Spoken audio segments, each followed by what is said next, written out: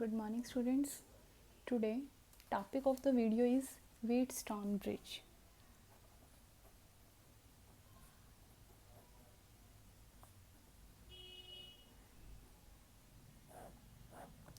Wheatstone Bridge को आज हम लोग स्टडी करेंगे.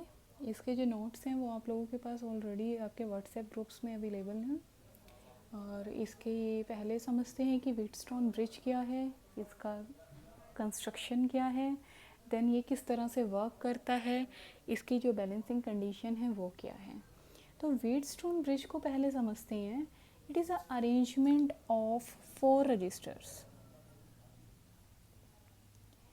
Arrangement of 4 resistances in form of a bridge.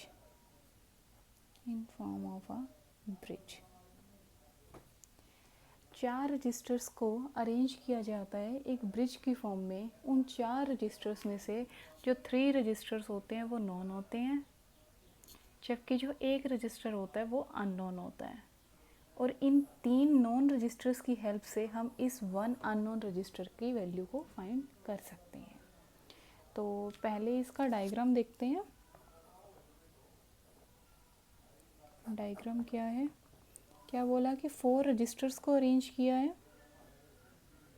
ये रजिस्टर 1, रजिस्टर 2, रजिस्टर 3, रजिस्टर 4. इसी तरह से हमारे पास 4 रजिस्टर्स हैं. इनको एक ब्रिज की फॉर्म में क्या किया हमने, अरेंज करे. Suppose P, Q, R, S. S है जो यहाँ पर हमारे पास अननोन रजिस्टर है. इसके रजिस्टेंस का हमें नहीं पता. इस रजिस्टेंस को हम वेरी कर सकते हैं, मीन्स कि चेंज कर सकते हैं इसकी वैल्यू को. उसके बाद अपने सर्किट को कंप्लीट करते हैं. इसको एक सेल से कनेक्ट कर देते हैं. साथ में हमारे पास एक की है. ये कोई सेल है हैविंग EMF E, की K1 बोल लीजिए इसे. उसके बाद इस ब्रिज में एक हमने कनेक्ट किया गैल्वेनोमीटर. गैल्वेनोमीटर के साथ स्टूडेंट्स एक है जो यहाँ टैपिंग की है, इसे हम बोल देते हैं K2. अभी क्या किया हमने, 4 रजिस्टर्स लिए. P, Q, इन दोनों आर्म्स को बोलेंगे हम रेशियो आर्म्स. उसके बाद R कैसा रजिस्टर है जिसकी वैल्यू को हम वेरी कर सकते हैं, चेंज कर सकते हैं, एडजस्ट कर सकते हैं. उसके बाद S कैसा रजिस्टर है जिसकी वैल्यू हमें नहीं पता, अननोन है ये अभी हमारे लिए. E क्या है, हमारे पास एक सेल है हैविंग EMF E. K1 एक की है जिसको एक्सटर्नल सर्किट में कनेक्ट किया है. K2 एक टैपिंग की है, ये 1 वे की है, ये टैपिंग की है. ये हमारे पास G एक गैल्वेनोमीटर है. तो इनके टर्मिनल्स को नेम दे देते हैं. से it's A, B, C and D. तो ये तो सारा का सारा पार्ट था इसके कंस्ट्रक्शन का. उसके बाद एक इसकी बैलेंसिंग कंडीशन भी देखते हैं स्टूडेंट्स हम. बैलेंसिंग कंडीशन इसकी होगी ये P/Q is equals to R/S. This is balancing condition. और ये कंडीशन आएगी कब, जब गैल्वेनोमीटर के अंदर होगा ज़ीरो डिफ्लेक्शन. यानी कि आपका जो व्हीटस्टोन ब्रिज है वो बैलेंस्ड कब होगा, जब गैल्वेनोमीटर में होगा हमारा ज़ीरो डिफ्लेक्शन. और गैल्वेनोमीटर के अंदर ज़ीरो डिफ्लेक्शन कब होगा, जब यहाँ से इस आर्म के अंदर कोई भी करंट फ्लो नहीं कर रहा है. और इस आर्म के अंदर कोई करंट कब फ्लो नहीं करेगा, जब पॉइंट B और पॉइंट D दोनों ही सेम पोटेंशियल पे होंगे. क्योंकि करंट फ्लो कराने की एक ही कंडीशन होती है ना, there must be potential difference. ये चीज़ आपने क्लास 10th में ज़रूर पढ़ी होगी कि करंट के फ्लो करने की एक नेसेसरी सफिशिएंट कंडीशन होती है, there must be potential difference. one end should be on high potential, another end should be on low potential, and then current will travel from high potential level to low potential level.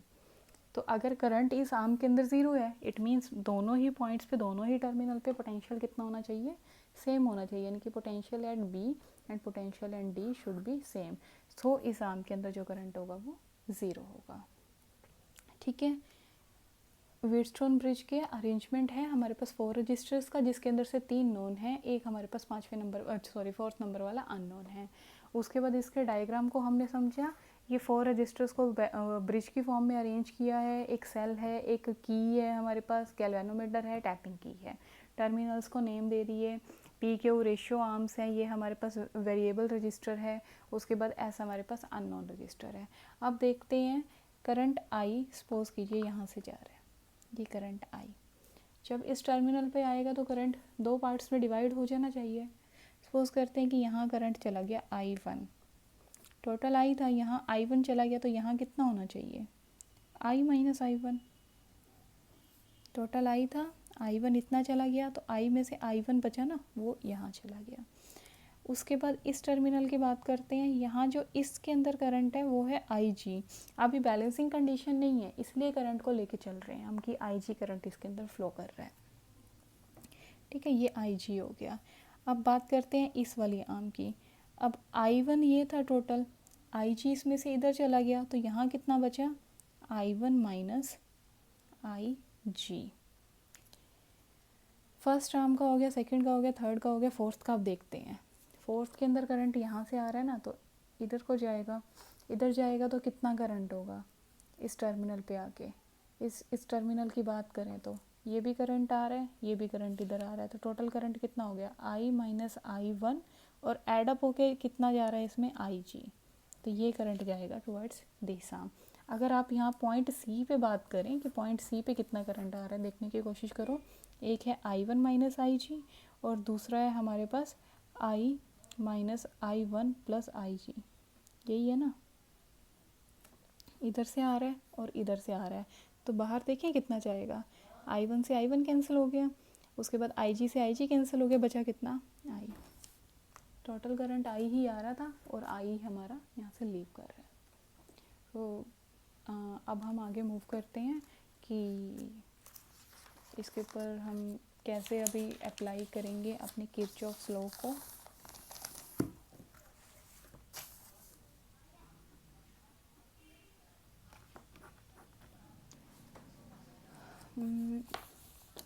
हमने Kirchhoff law को 2 times apply करने हैं। जो जितना भी ये current का बताया इसको आपको रिटन फॉर्म में लिखना है, इसकी वर्किंग पार्ट के अंदर, रिकंस्ट्रक्शन के अंदर इसके डायग्राम के बारे में बताना है। अब इसकी वर्किंग के अंदर हम किरचॉफ लॉ को अप्लाई कर रहे हैं। देखो एक बार तो अप्लाई करेंगे यहाँ इधर इस ट्रायंगल में, इस लूप के अंदर, और एक बार अप्लाई करेंगे यहाँ।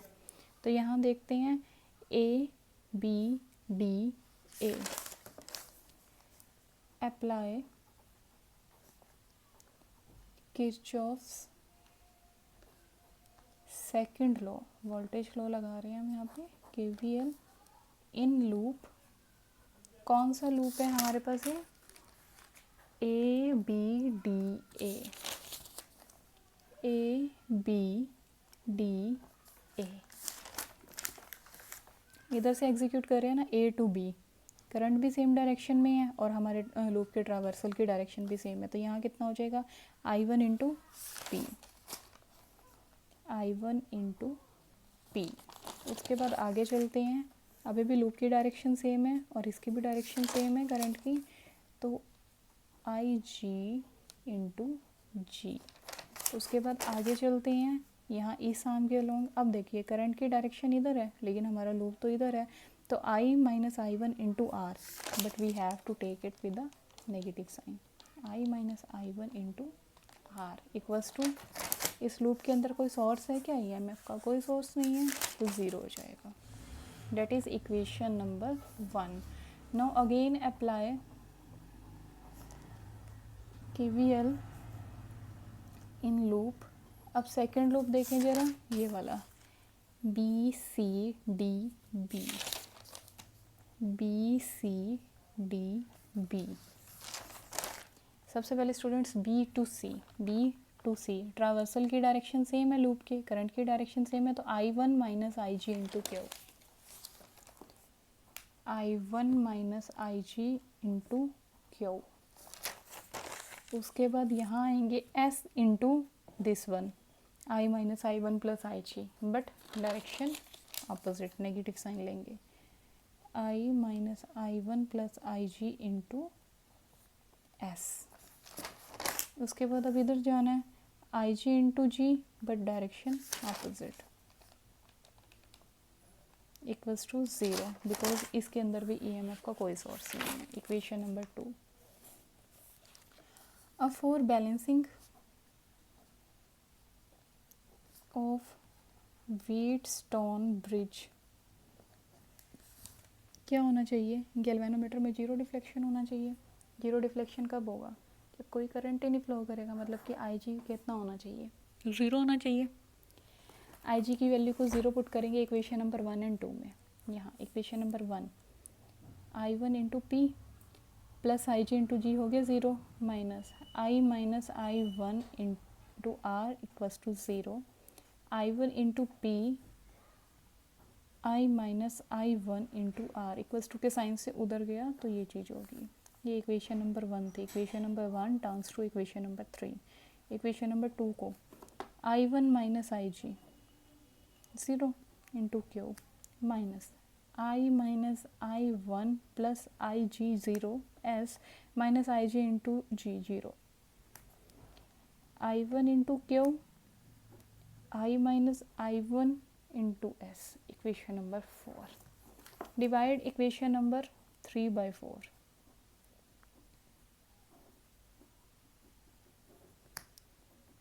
I1P I1Q I minus I1 R I minus I1 S।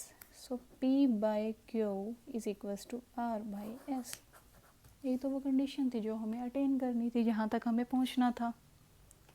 ठीक है, अब ये सारा का सारा क्रैम करने से नहीं आएगा। देखो कई स्टूडेंट्स क्या करते हैं कि किरचॉफ लॉ लगाना नहीं सीखते। सॉरी, कई स्टूडेंट्स क्या करते हैं कि किरचॉफ लॉ लगाना उनको अप्लाई करना नहीं आता और इस चीज़ को फिर वो क्रैम करने की कोशिश करते हैं। कितने करंट के कंपोनेंट्स हैं, इस आर्म में कुछ है, यहाँ कुछ है, यहाँ कुछ है, कितना कैसे। और अगर एक भी जो इसका जो साइन है, कई बार क्या होता है स्टूडेंट्स इसको भी क्रैम करके और पहुंच जाते हैं यहाँ तक, बट लास्ट में ना उनके साइंस में गड़बड़ हो जाती है और फिर वो लास्ट में गड़बड़ करते हैं और फिर उसके मार्क्स उनके हैं वो जो डिडक्शन होता है। तो ये आप ऐसे मत कीजिए, आप किरचॉफ लॉज को दोनों को ही अप्लाई करना सीखिए। इससे पहले वाली वीडियोस में दोनों ही लॉज को एक्सप्लेन किया हुआ है। अगर जिन स्टूडेंट्स ने ये वीडियो नहीं देखी है पहले, तो आप इस वीडियो को देखने से पहले वो वाली वीडियो देखना। उनको समझे बिना आपको आज का टॉपिक ये व्हीटस्टोन ब्रिज का बिल्कुल भी समझ में नहीं आने वाला है। पहले आप किरचॉफ लॉ को अप्लाई करना सीखिए, उसके बाद ही जो है ये आपको आज का टॉपिक है जो है वो क्लियर होगा। उसके बाद इसके कुछ पॉइंट्स हैं, उन पॉइंट्स को ज़रा देख लेते हैं। एक तो बात ये है कि जो हमारा व्हीटस्टोन ब्रिज है, इससे जो रिज़ल्ट्स आते हैं वो काफ़ी एक्यूरेट रिज़ल्ट आते हैं। ये एक नल मेथड है जिसकी वजह से इसके जो रिज़ल्ट्स हैं वो काफ़ी एक्यूरेसी वाले होते हैं। दूसरा इसका फ़ायदा क्या है कि ये बहुत ही कम वैल्यू को भी कैलकुलेट कर सकते हैं रेजिस्टेंस की, और बहुत ही ज़्यादा वैल्यू को भी ये कैलकुलेट कर सकता है। और जो हमारा हमने सेल कनेक्ट किया था या गैल्वेनोमीटर कनेक्ट किया है, उनके इंटरनल रेजिस्टेंस का इसकी वर्किंग के ऊपर जो इफ़ेक्ट होता है वो बिल्कुल ना के बराबर होता है। बिल्कुल ना के बराबर होता है इंटरनल रेजिस्टेंस किसका, सेल का और हमारे गैल्वेनोमीटर का। ओके स्टूडेंट्स, आई होप आपको आज का ये टॉपिक समझ में आया होगा। इसी की ही आगे एक वर्किंग एप्लीकेशन है मीटर ब्रिज, तो उसको हम इससे नेक्स्ट वीडियो में एक्सप्लेन करेंगे। Thank you students.